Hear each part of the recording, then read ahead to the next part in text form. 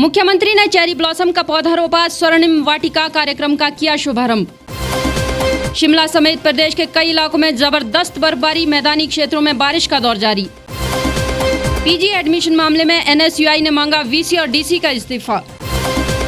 और कोरम पूरा न होने पर शिमला जिला परिषद उपाध्यक्ष और अध्यक्ष के चुनाव अब 10 फरवरी को।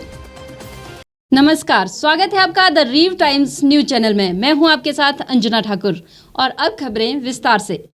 हिमाचल प्रदेश के पूर्ण राज्यत्व के गौरवशाली 50 वर्षों के उपलक्ष्य पर आयोजित किए जा रहे कार्यक्रमों की श्रृंखला में मुख्यमंत्री जयराम ठाकुर ने शिमला के निकट करेरू वन भूमि में चेरी ब्लॉसम का पौधा रोपा। इस पौधे को स्थानीय भाषा में पाजा के नाम से जाना जाता है। खास बात यह कि इस पौधे का धार्मिक आयोजनों में विशेष महत्व है। फॉरेस्ट डिपार्टमेंट की ओर से एक इनिशिएटिव की शुरुआत आज ही के दिन जो है वो शुरू की गई, स्वर्णिम वाटिका के रूप में। 25 जनवरी को ही हिमाचल ने पूर्ण राज्य का दर्जा मिलने के 50 साल पूरा होने पर स्वर्ण जयंती मनाई है। इस अवसर पर प्रदेश में विभिन्न गतिविधियों का आयोजन इस साल किया जा रहा है। इसी कड़ी में मुख्यमंत्री जयराम ठाकुर ने वन विभाग की ओर से प्रदेश के विभिन्न भागों में स्वर्णिम वाटिका स्थापित करने के कार्यक्रम का शुभारंभ किया। ये कार्यक्रम वर्ष भर चलेगा। इस कार्यक्रम के तहत शहरी और अर्ध शहरी समुदायों को पौधारोपण गतिविधियों में शामिल कर वनों के महत्व और संरक्षण के बारे में जागरूक किया जाएगा। ये वाटिका स्थानीय लोगों को मनोरंजन के लिए स्थान उपलब्ध करवाएगी, जहां उन्हें पैदल चलने और आराम करने की सुविधा उपलब्ध करवाई जाएगी।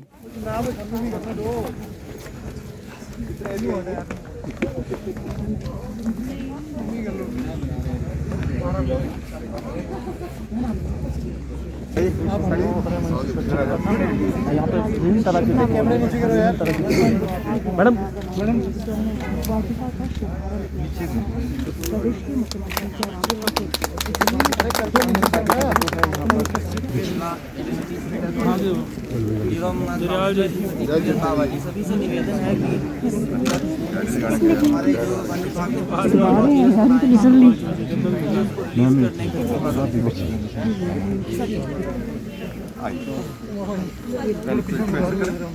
जी इसको ये सब पोस्टर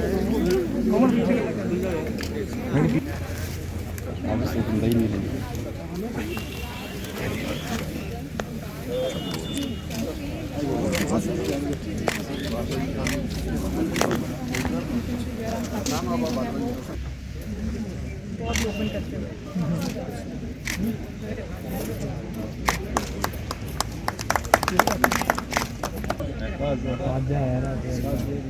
और यहाँ बिल्कुल आपको बताना चाहूँगी कि जिस पौधे को जो है वो मुख्यमंत्री जयराम ठाकुर उगा रहे हैं वो ताजा है।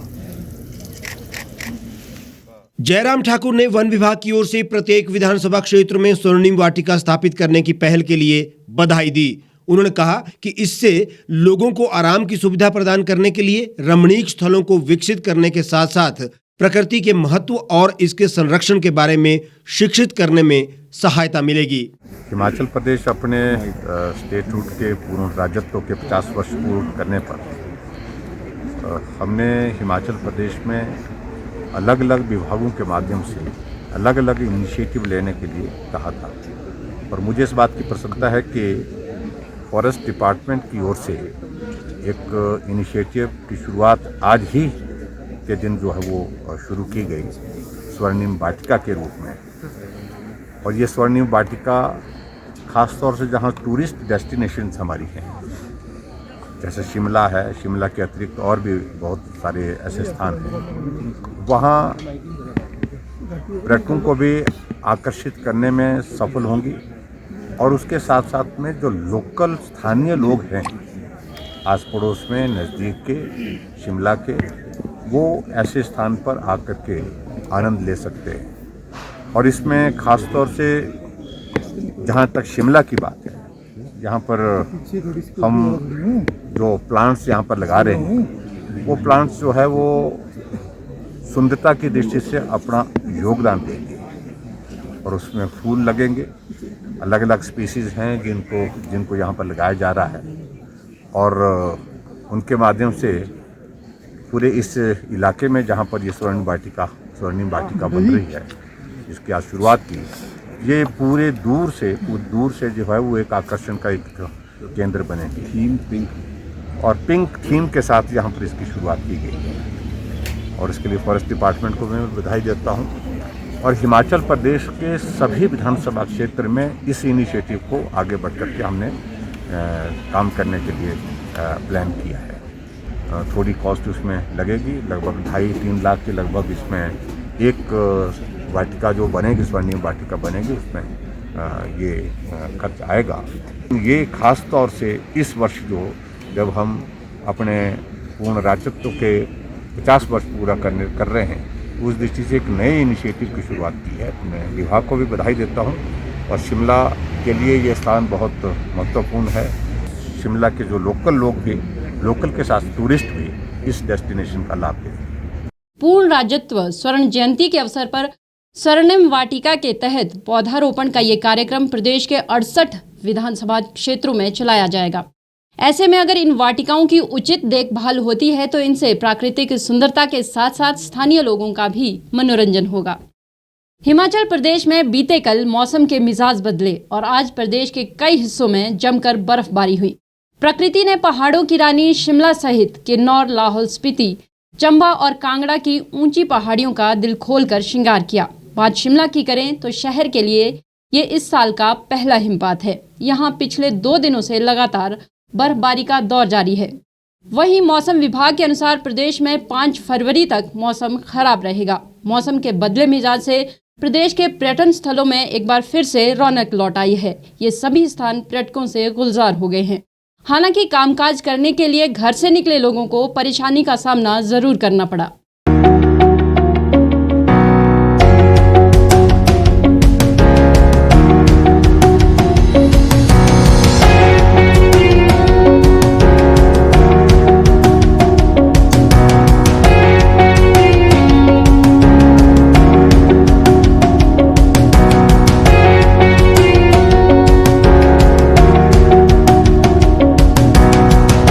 जनवरी से फरवरी का इंतजार कर रहे प्रदेश के किसान, बागवानों और यहां आने वाले पर्यटकों के लिए फरवरी बर्फबारी की सौगात लेकर आया है।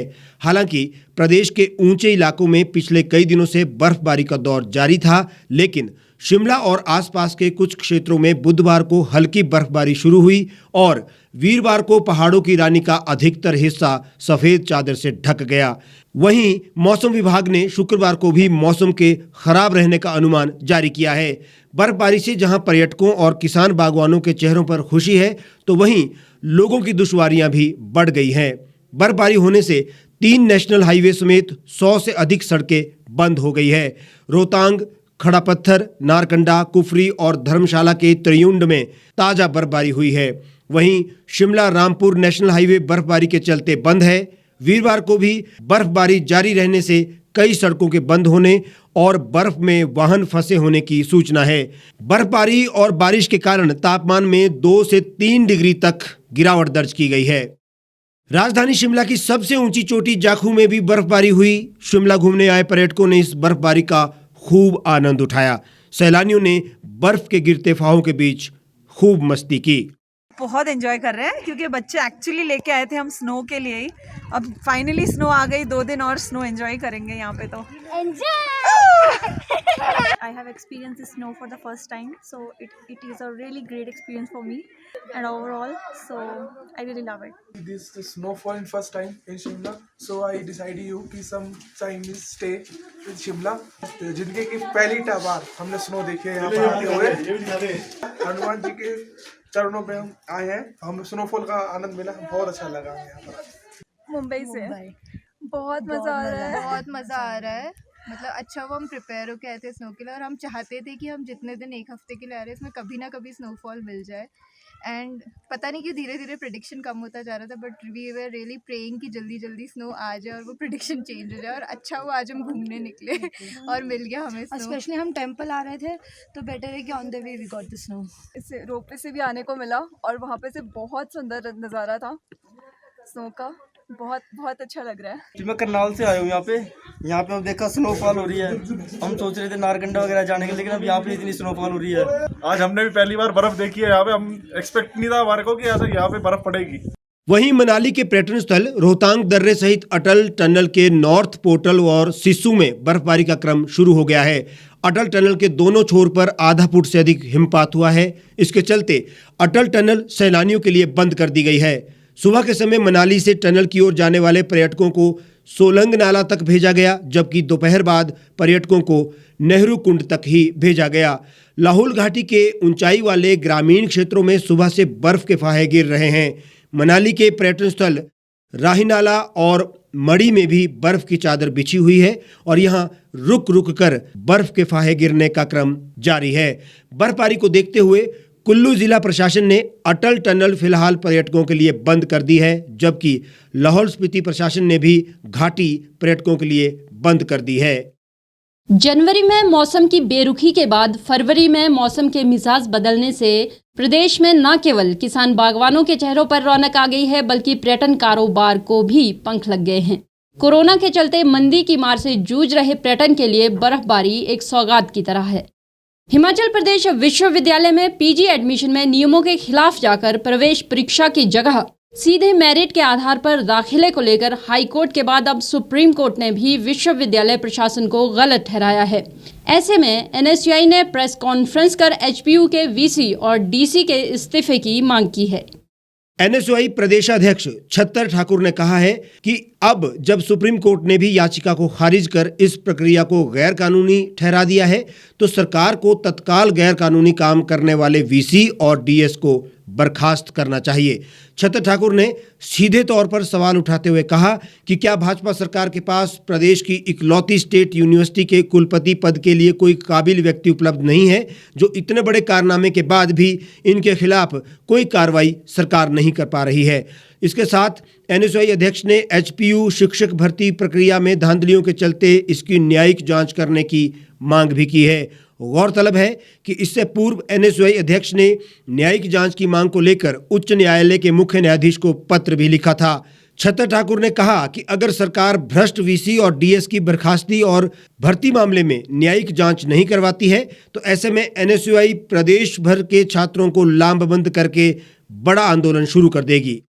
आज एनएसयूआई ने जो प्रेस वार्ता की है वो मुख्यतः यूनिवर्सिटी एंट्रेंस एग्जामिनेशन और यूनिवर्सिटी में जो गैर कानूनी तरीके से नियुक्तियाँ की गई है उसको लेकर की है।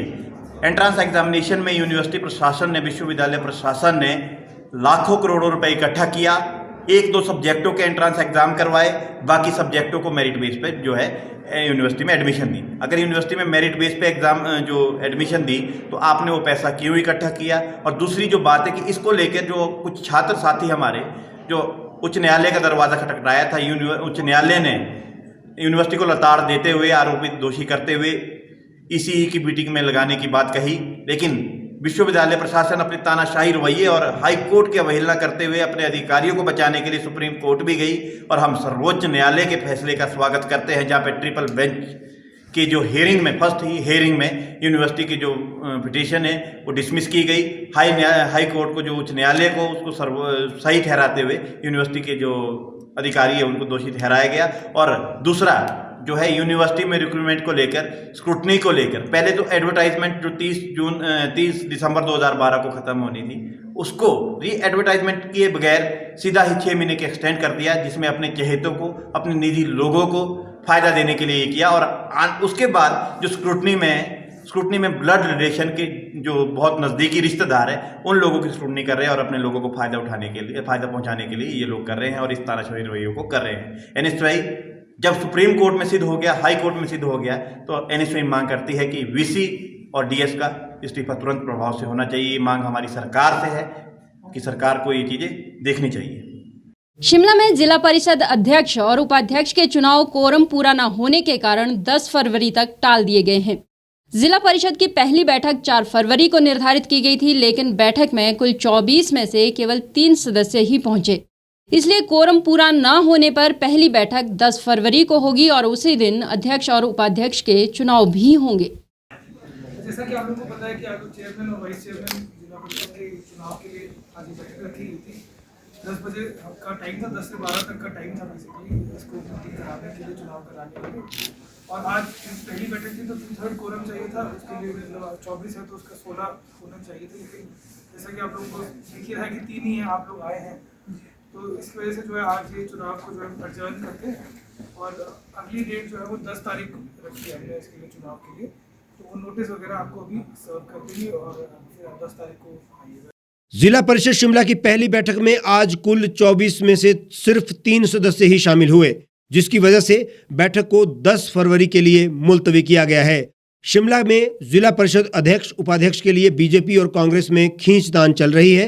जाहिर सी बात है कि चुनाव की अवधि आगे बढ़ने की वजह से दोनों दलों को बहुमत साधने का मौका मिल गया है। इस अवसर पर जिला उपायुक्त आदित्य नेगी ने कहा कि 10 फरवरी को सामान्य बहुमत से ही बैठक करवाई जाएगी। आज जो है हमने जिला परिषद के अध्यक्ष और उपाध्यक्ष का चुनाव कराना था, उसके लिए जो है हमने सभी 24 हमारे जो जिला परिषद के सदस्यगण हैं उनको नोटिस दिया था। आज पहली बैठक होनी थी चुनाव के लिए, तो इसमें 2/3 कोरम की आवश्यकता थी, यानी कि 16 मेंबर्स का होना उपस्थित होना आवश्यक था आज के लिए। तो आज जो है यहाँ पे केवल 3 मेंबर्स ही यहाँ पे उपस्थित हुए, तो कोरम की जो कमी के कारण जो है आज चुनाव को डिफर कर दिया गया है। अब हमने ये डिसाइड किया है कि जो चुनाव है वो 10 तारीख को किए जाएंगे और उस दिन जो है वो आज से कम होगा कोरम। उस दिन जो है वो सिंपल मेजॉरिटी चाहिए होगी, 24 है तो आपको 13 लोगों की आवश्यकता होगी। इस बुलेटिन में फिलहाल इतना ही। बाकी तमाम खबरों के लिए आप जुड़े रहिए और देखते रहिए द रीव टाइम्स। गांव की चौपालों से लेकर संसद के गलियारों तक, गृहिणी के चूल्हे से लेकर निवेश और बाजारों तक, किसानों के हाल से लेकर खेत और खलिहानों तक, शिक्षा और स्वास्थ्य से लेकर खेल के मैदानों तक, संसद के प्रधान से लेकर पंचायत के पंच तक, सेंट्रल हॉल से लेकर ग्राम सभा के मंच तक, हर खबर पर रहेगी हमारी पैनी नजर।